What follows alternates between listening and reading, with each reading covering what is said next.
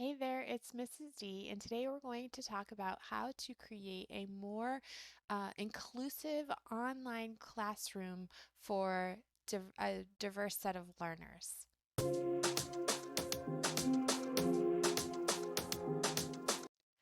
All right, so I am not an expert in the field of diverse learners and all of the different learning um, abilities that there are, but I have had parents tell me that their students suffer with, dyslexia, dysgraphia, um, or are reluctant writers or have a hard time in class and have responded really well in my class and have learned to love writing just because writing is what I specialize in. So I thought maybe that it might be useful to share some of the things that I do in my class to try to reach all of the diverse learners that are out there and all their different ability levels. Okay, so let's get started. And the first thing I wanted to talk about is the different learning styles. Now, I don't believe that learning styles are set in stone and it's the only way a student or a person can learn. I believe that we are prone to be able to learn better if our learning style is included in what we are learning, but I don't feel like we should be boxed into a learning style. Anybody can learn anything in any way. It's just easier to learn if we have a certain approach that of the way that the information is presented. So I try to create material that will reach all the different learners. That's generally the best approach in because you never know who's going to sign up for your classes, and this is even true in a brick and mortar setting.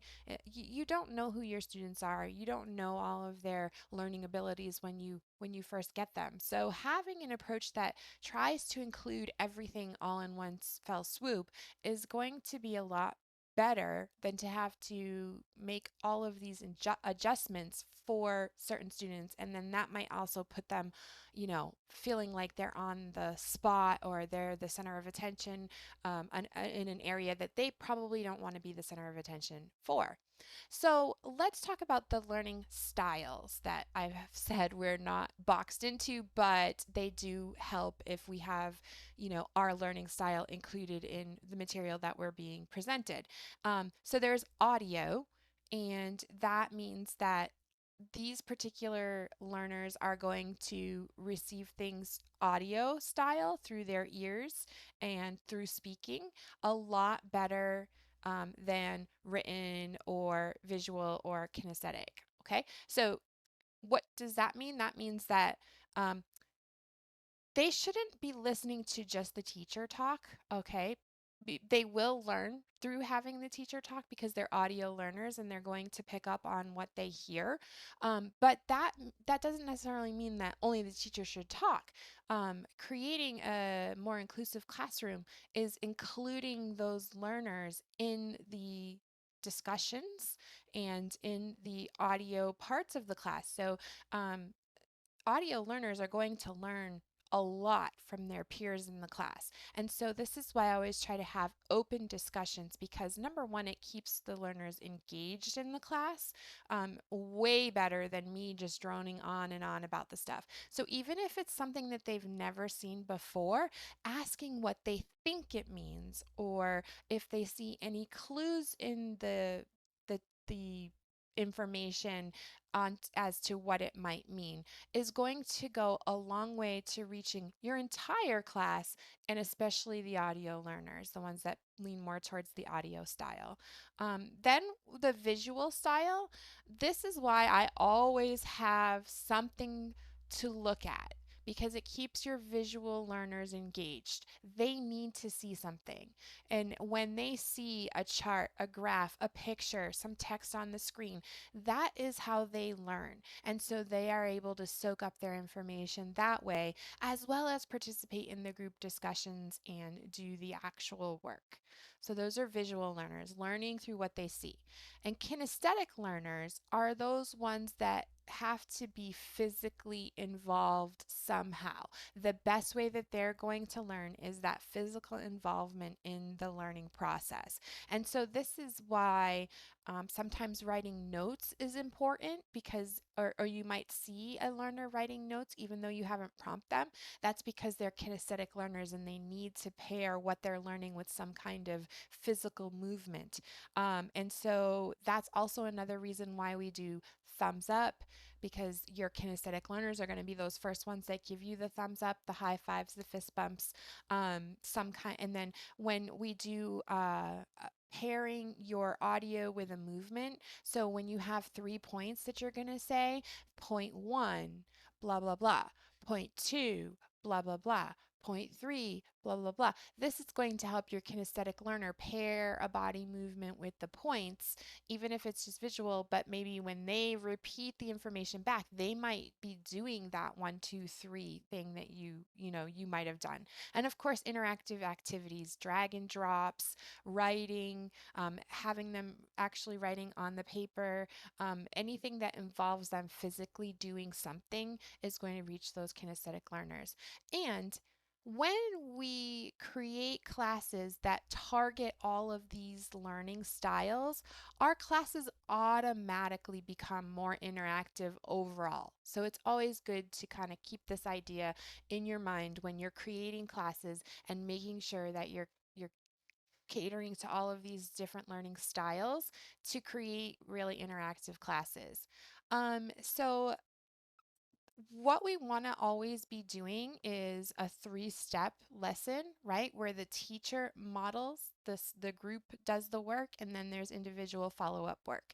I often combine the teacher model with the group work, mostly for the sake of time and because my classes tend to have a lot of discussion in them. So then we end up having to kind of, rush through work. And in order to give them more individual time to write, I combine the teacher model and the group. So the group is still giving ideas, but at that time, I'm giving a lot of corrections and what we can do better as the teacher model part.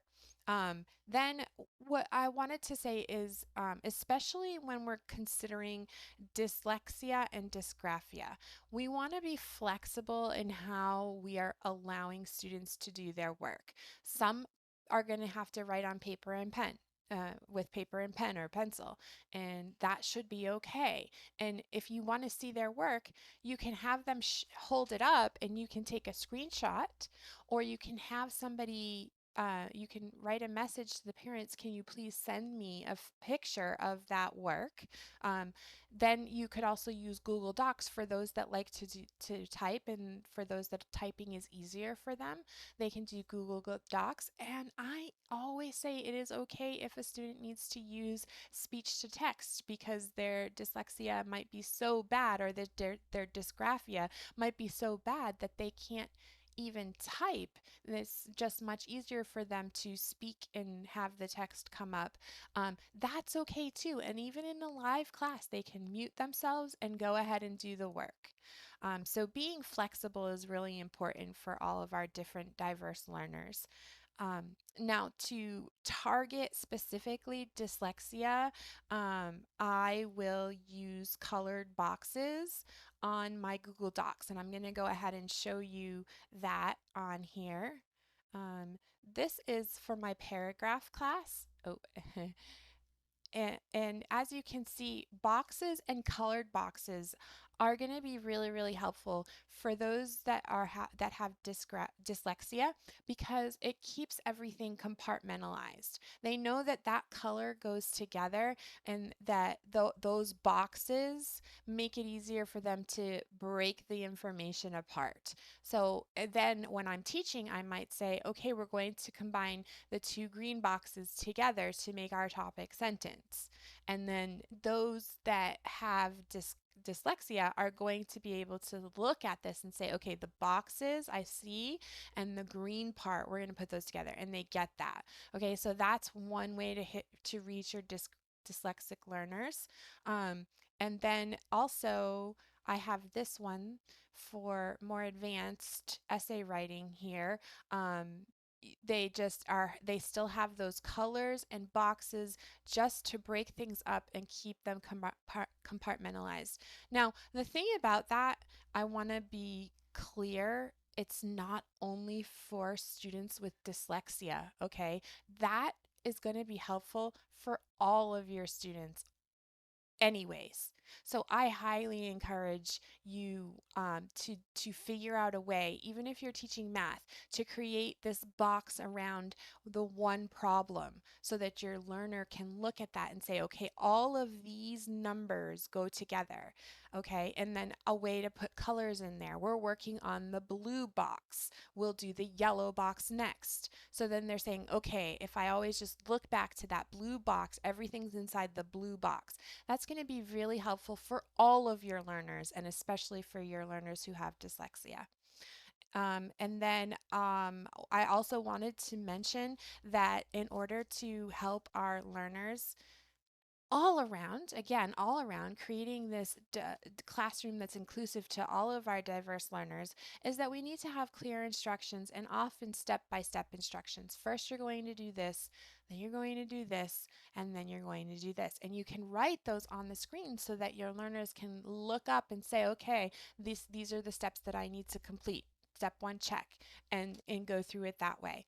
And then finally, my last tip for creating an inclusive classroom for all types of learners is that we praise, praise, praise. We praise every effort they make. And now in my last video, I went over some ways of saying more than just good job. So that video, you can find it here.